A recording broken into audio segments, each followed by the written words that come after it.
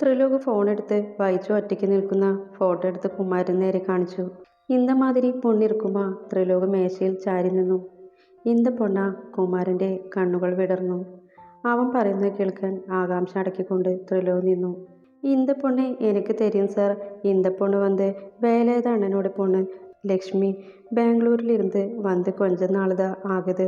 കുമാരൻ പറഞ്ഞതും ത്രിലോക് പാപ്പോടെ നോക്കി. ഇന്ത പൊണ്ണ. ത്രിലോക് വിശ്വസിക്കാൻ കഴിയാതെ ഉമിനീരിറക്കി ചോദിച്ചു. ആമ സാർ, ഇന്ത പൊണ്ണുതാ.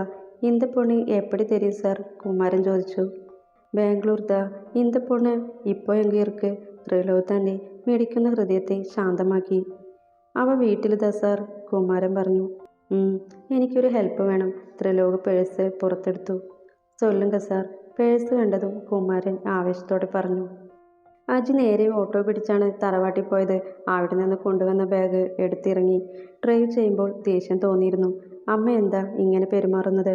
തൻ്റെ ഇഷ്ടത്തിനൊന്നും എതിര് നിൽക്കാത്ത തൻ്റെ അമ്മ. ടൗണിൽ സിഗ്നലിൽ നിൽക്കുമ്പോൾ കണ്ടു വിഷ്ണു നെമിയും അടുത്തുള്ള ഹോട്ടലിൽ നിന്ന് ഇറങ്ങി വരുന്നത്.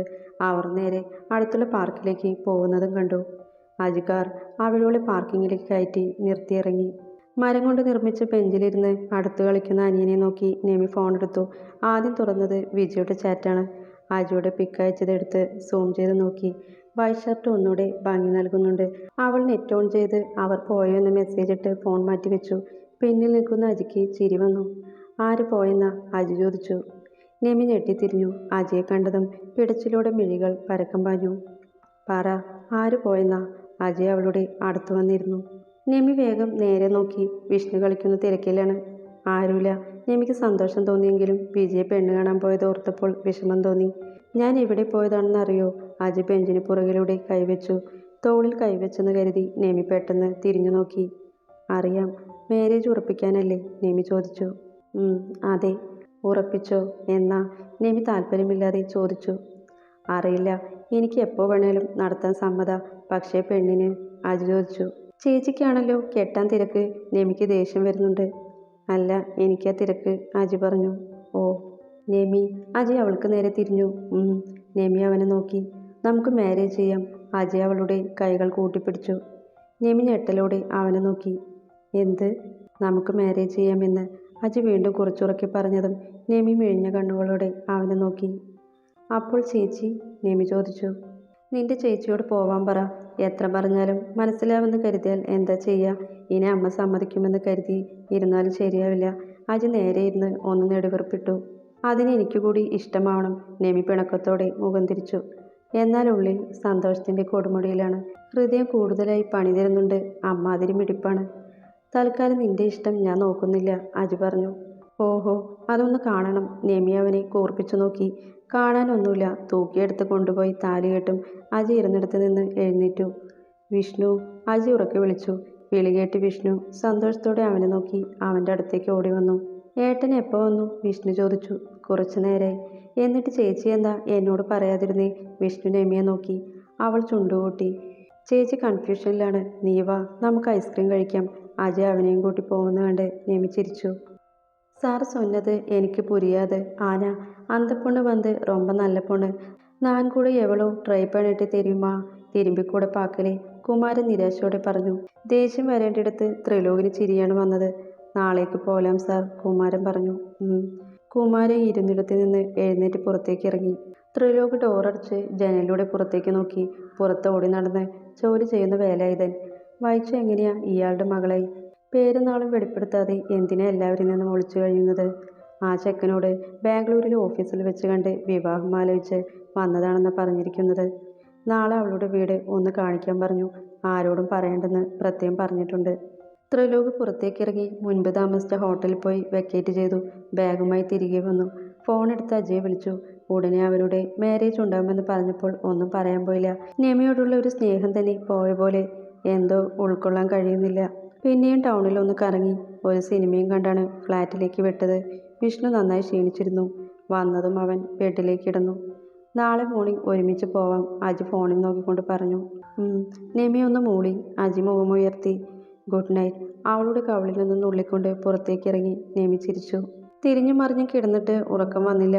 വിവാഹം കഴിഞ്ഞ് ഒരു വർഷം പകുതിയായപ്പോഴാണ് തമ്മിൽ പിരിയാൻ കഴിയാത്ത വിധം ഇഷ്ടപ്പെട്ടു പോയത്. അടുത്ത വർഷം അവളെ നെഞ്ചോട് ചേർത്ത് പിടിച്ചു. അപ്പച്ചി പോലും ആ സ്നേഹം മനസ്സിലാക്കി തിരിച്ചു വിളിച്ചു.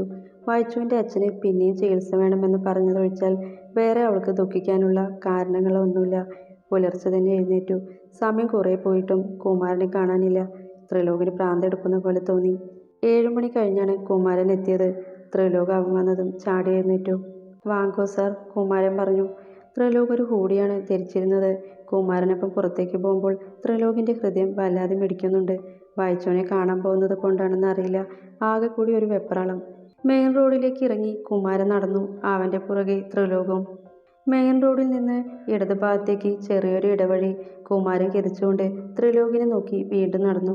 ഇടവഴിയിലൂടെ കുറച്ചിറങ്ങിയപ്പോൾ വലതുവശത്ത് ഓടിട്ട ചെറിയ വീടുകൾ പ്രത്യക്ഷപ്പെടാൻ തുടങ്ങി. കുമാരൻ വഴിയിൽ നിന്ന് മാറി അതിൻ്റെ ഓരത്തുള്ള ചെറിയ കുറ്റിക്കാടുകളിലേക്ക് പതുങ്ങി.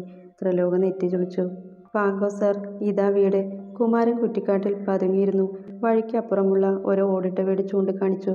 ത്രിലോക് പെട്ടെന്ന് അങ്ങോട്ട് നോക്കി. മിഴികൾ ആരെയും പ്രതീക്ഷിച്ച് ഇമജിമ്മാൻ പോലും മറന്നു നിന്നു. ചെന്നിയിലൂടെ ഇറങ്ങുന്ന വിയർപ്പുതുള്ളി ത്രിലോകിൻ്റെ അക്ഷമയെ ബാധിച്ചു. കൈകൊണ്ട് ദേഷ്യത്തെ തുടച്ചു മാറ്റി അവൻ അങ്ങോട്ടേക്ക് നോക്കി. വരുത് സാർ, കുമാരൻ പറഞ്ഞു. ത്രിലോക് ശ്വാസമടക്കി നോക്കി. കൊലുസിൻ്റെ ശബ്ദം അവിടെ മുഴങ്ങി. നനഞ്ഞ മുടി തോർത്തിക്കൊണ്ട് ഒരു ചുരിദാർ ധരിച്ച പെൺകുട്ടി ഉമ്മറത്തേക്ക് വന്നു. താഴ്ത്തിപ്പിടിച്ച് അവളുടെ മുഖം ഉയർത്തിയതും ത്രിലോകിൻ്റെ മിഴികൾ വിടർന്നു. ഹൃദയം നിലച്ചുപോയെന്ന് കരുതി അവൻ്റെ ചുണ്ടുകൾ വിറച്ചു. ശ്വാസമെടുക്കാൻ ബുദ്ധിമുട്ട് പോലെ ശരീരം വിറച്ചു. വഹിച്ചു. ശബ്ദമില്ലാതെ ഇടർച്ചയോടെ അവൻ്റെ ചുണ്ടുകൾ മൊഴിഞ്ഞു. തൻ്റെ കണ്ണുകളെ വിശ്വസിക്കാൻ കഴിയാതെ ഒന്നുകൂടി ചിമ്മി തുറന്നു. അതെ, അത് തൻ്റെ വഹിച്ചുവാണ്. അകത്തുനിന്ന് വേലായുധനും അയാളുടെ ഭാര്യ ഇറങ്ങി വരുന്ന കണ്ടതും ത്രിലോക് കുനിഞ്ഞിരുന്നു. അവർ വൈച്ചുവിനോട് എന്തോ സംസാരിച്ച് പുറത്തേക്കിറങ്ങി. അവർ ലോഡ്ജിലേക്ക് പോവാണോ? ത്രിലോക് ചോദിച്ചു. ആമാ സർ, വേല ഇറങ്ങ്. ലക്ഷ്മിയും പോവാങ്കെ. റിസപ്ഷനിൽ എല്ലാമേ ഇറുപ്പാങ്കെ, കുമാരൻ പറഞ്ഞു. അവർ പോയതും വൈച്ചു ഉള്ളിലേക്ക് കയറിപ്പോകുന്നത് കണ്ടതോടെ ത്രിലോക് അവിടെ നിന്ന് എഴുന്നേറ്റു. ഒപ്പം കുമാരനും. വാ. ത്രിലോക് അവരുടെ വീട്ടിലേക്ക് നടക്കുന്ന കണ്ട് കുമാരൻ കണ്ണുമിഴിച്ചു. തന്ന കാശിൻ്റെ കൂറ് പോലെ അവൻ ത്രിലോകിൻ്റെ പുറകെ നടന്നു. വിളിക്ക്. ത്രിലോക് ചുറ്റും നോക്കി. കുമാരൻ ഉമ്മറത്തേക്ക് കയറി നിന്ന് ഡോറിൽ തട്ടി. യാര്? വൈദുവിൻ്റെ ശബ്ദത്തോടൊപ്പം ഡോർ തുറക്കുന്ന ശബ്ദം കേട്ടതും ത്രിലോക് മാറി നിന്നു. ഡോർ തുറന്ന് കുമാരനെ കണ്ടതും വൈദു നെറ്റി ചുളിച്ചു. കുമാരൻ പരുങ്ങലോടെ തിരിഞ്ഞു നോക്കിയപ്പോൾ ത്രിലോകില്ല. കുമാരൻ ചെറിയ പാപ്പോടെ ചുറ്റും നോക്കി. എന്നെ പാക്കറ് നീ? വൈദു ഡോറ് ചാരി നിന്നു. ഒന്നുമില്ലപ്പ. അമ്മ എങ്കേ? കുമാരൻ ചോദിച്ചു. വൈദു പുരികം ഉയർത്തി അവനെ നോക്കിയതും കുമാരൻ ചിരിച്ചു. അവങ്ക വേലയ്ക്ക് പോയത് ഉനക്ക് തെരിയല്ലേ? വൈദു ചോദിച്ചു. ആ. കുമാരൻ വേഗം തിരിഞ്ഞു നടന്നു. വൈദു അപ്പോഴും അവനെ നോക്കി നിൽക്കുന്നുണ്ടായിരുന്നു. കുമാരൻ പോയെന്ന് കണ്ടതും വൈദു അകത്തേക്ക് കയറി ഡോറടച്ചു. അടുക്കളയിൽ നിന്ന് എന്തോ ഒച്ച കേട്ടതും വൈദു അങ്ങോട്ട് ചെന്നു. പാത്രം വീണ് കിടക്കുന്നുണ്ട്. വേഗം അതെടുത്ത് വെച്ച് ഹാളിലേക്ക് ചെന്നു.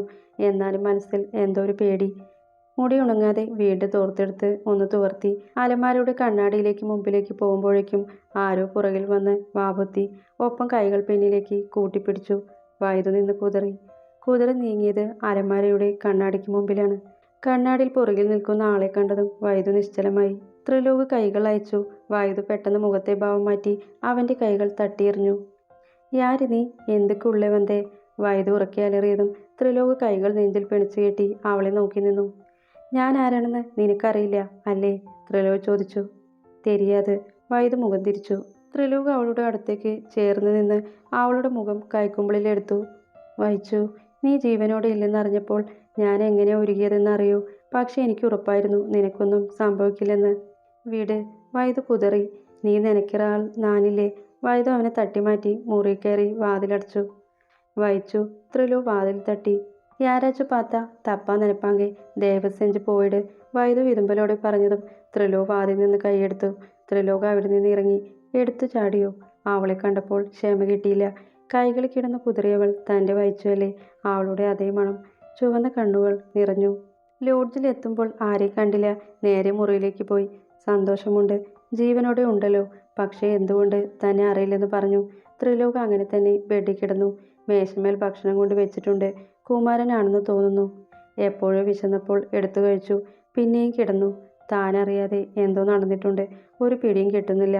ത്രിലോക് അങ്ങനെ തന്നെ കിടന്ന് കണ്ണുകൾ അടച്ചു. സാർ സാർ, കുമാരൻ കുലുക്കി വിളിച്ചപ്പോൾ അവൻ കണ്ണുകൾ തുറന്നു. എന്നെ സാർ? இந்த ടൈമിലെ തൂங்குറാങ്കെ.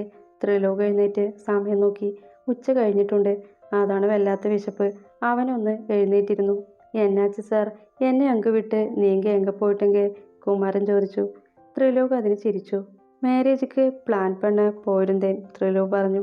ഫുഡ് വച്ചിരിക്കേൻ, സാപ്പിടുങ്കോ സാർ, കുമാരൻ നിശ്വസിച്ചുകൊണ്ട് പറഞ്ഞു. എന്നാച്ച് കുമാരൻ? ഒരു സന്തോഷമില്ല. ത്രിലോക് കൈകഴുകി വന്ന് മേശമേലിരിക്കുന്ന ഫുഡ് തുറന്നു. എന്നെ സൊൽറേ സാർ, വേല പോക പോറേ. இந்த ലാഡ്ജ് വിക്ക പോറാങ്കളാ, ശരിയാന വില കിടക്കാമേ തള്ളിപ്പോകുത്, കുമാരൻ പറഞ്ഞു. കഴിച്ചുകൊണ്ടിരുന്ന ത്രിലോക് പെട്ടെന്ന് നിശ്ചലമായി. അവൻ ഉറക്കി ചിരിച്ചു. എന്നാച്ച് സാർ? കുമാരൻ ഞെട്ടി. നത്തിങ്. ത്രിലോക് ചിരിയോടെ കഴിച്ചു തുടങ്ങി. ത്രിലോക് കഴിച്ചു കഴിഞ്ഞ് നേരെ പോയത് ലോഡ്ജിന്റെ ഓണറെ കാണാനാണ്. തിരിച്ചിറങ്ങിയത് ചിരിയോടെയാണ്. തിരിച്ചു മുറിയിലേക്ക് പോകുമ്പോൾ റിസപ്ഷനിൽ വഹിച്ചിരിക്കുന്നു കണ്ടു. അവൾ ഇടയ്ക്കിടെ ചുറ്റും വീക്ഷിക്കുന്നുണ്ട്. എന്തിനാ വഹിച്ചു എന്നിൽ നിന്ന് ഇങ്ങനെ ഓടി ഒളിക്കുന്നത്? അതിന് ഞാനെന്താ ചെയ്തത്? ജീവനായിരുന്നില്ലേ നിന്നെ? സ്ത്രീ എന്ന വാക്കിനെ പോലും ബഹുമാനിപ്പിക്കാൻ പഠിപ്പിച്ചത് നീയല്ലേ? വെറുത്തൊരു ചേർത്ത് പിടിക്കാൻ പഠിപ്പിച്ചത് നീയല്ലേ? എല്ലാം ഇട്ടെറിഞ്ഞ് ഇപ്പോൾ ഓടി വന്നതും നിനക്ക് വേണ്ടിയല്ലേ? നിനക്ക് താഴെയാണ് മറ്റെന്തും. എന്തിനു വേണ്ടിയാണോ നിന്നെ വിവാഹം ചെയ്തത്, ആ സ്വത്ത് പോലും ഇന്ന് നിനക്ക് താഴെയാണ്.